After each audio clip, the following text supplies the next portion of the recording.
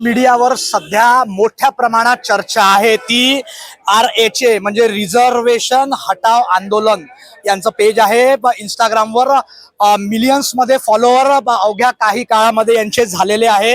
मोठ्या प्रमाणात रिझर्वेशन हटाव आंदोलन या ठिकाणी करण्यात येत आहे।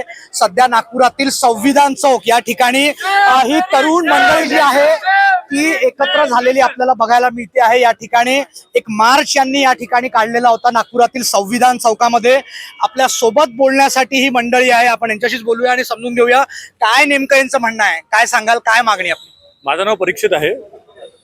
RHA हे रिझर्वेशन हटाव आंदोलन यामागे तुम्ही बघितलं असेल तर देशव्यापी आंदोलन हे छिडलेलं आहे आणि त्याला प्रचंड सपोर्ट हा मिळालेला आहे। तुम्ही सोशल मीडियावर पण बघितलं असेल तर अनेक फॉलोअर्स याला जॉईन झालेले आहे। याच्यावरून आपल्याला असं निदर्शनास येतं की प्रचंड सपोर्ट आपल्याला देशातून आलेला आहे।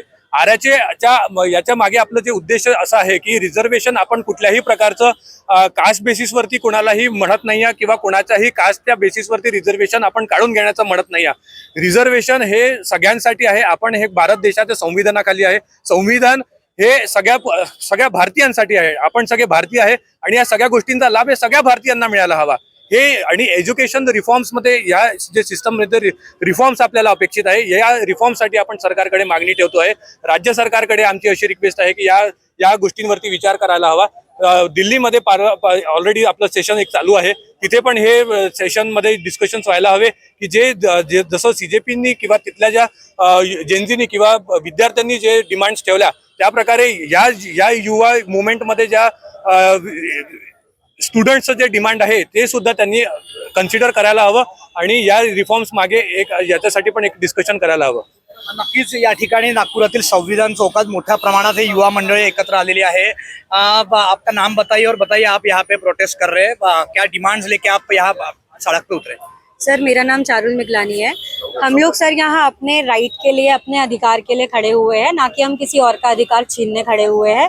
हमें इक्वल राइट चाहिए, इक्वल अपॉर्चुनिटी चाहिए, इक्वल मेरिट लिस्ट चाहिए। अगर मैं 95 में पास हो रही हूँ तो दूसरा बच्चा 45 में पास क्यों हो रहा है?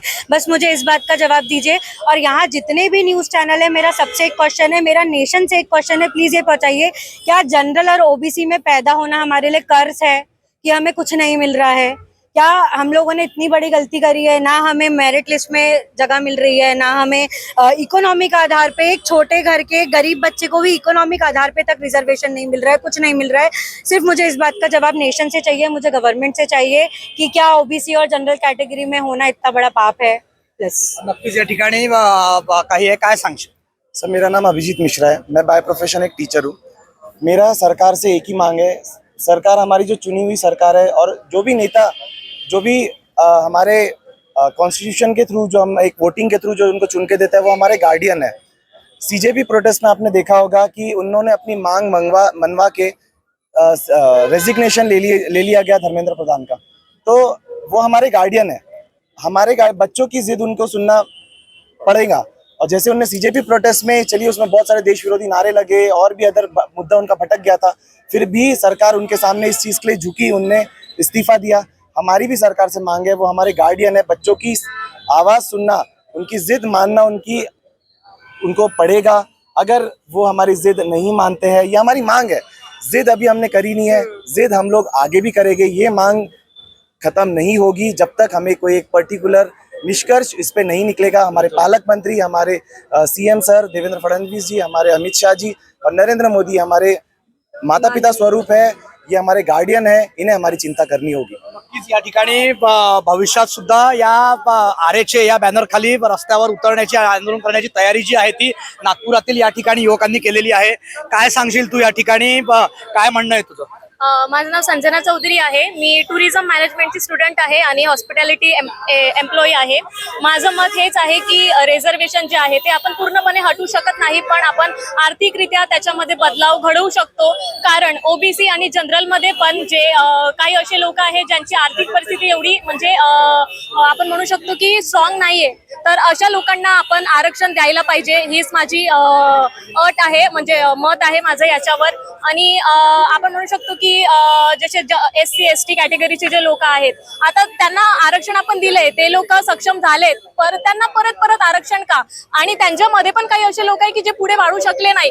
तर माझं एकच मत असं आहे की एज्युकेशन जे आहे, एज्युकेशन मध्ये जे आरक्षण आहे ते आपल्याला आर्थिकरित्या जे लोक स्ट्रॉंग नाहीये अशा लोकांना आपण दिलं पाहिजे. आणि माझी एक विनंती आहे प्रत्येक स्टुडंटला की तुम्ही पण या मार्चला आमच्या प्रोटेस्टला जॉईन करा, कारण की जर आज आपण रिफॉर्म करणार नाही तर पुढे आपण प्रोग्रेस करू शकणार नाही. आणि जर देश आपल्याला विकसित करायचा आहे तर आपल्याला हे बदल घडून आणणे खूप गरजेचे आहे. थँक्यू. नक्कीच या ठिकाणी आपण बघितलं नागपुरातील संविधान चौकात आहे आपण. या ठिकाणी युवा मंडळी आहेत. काय सांगशील? माझं नाव साक्षी परमानंद बनगई आहे. मला भारत सरकारला एकच निवेदन आहे. माझं भारत सरकारला एकच निवेदन आहे. सरकारला अगर रिझर्वेशन द्यायचंच आहे तर फक्त 4 बेसिकवर रिझर्वेशन द्यायला हवं आहे.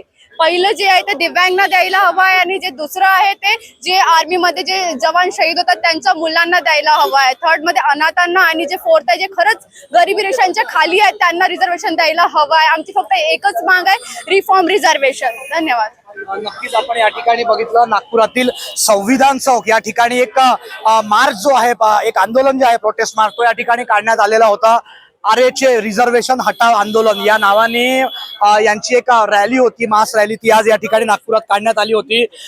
आरक्षण हटवण्याची एक मुख्य मागणी घेऊन ही तरुण मंडळी जी आहे ती नागपूरच्या रस्त्यांवर या ठिकाणी उतरलेली आपल्याला बघायला मिळते आहे.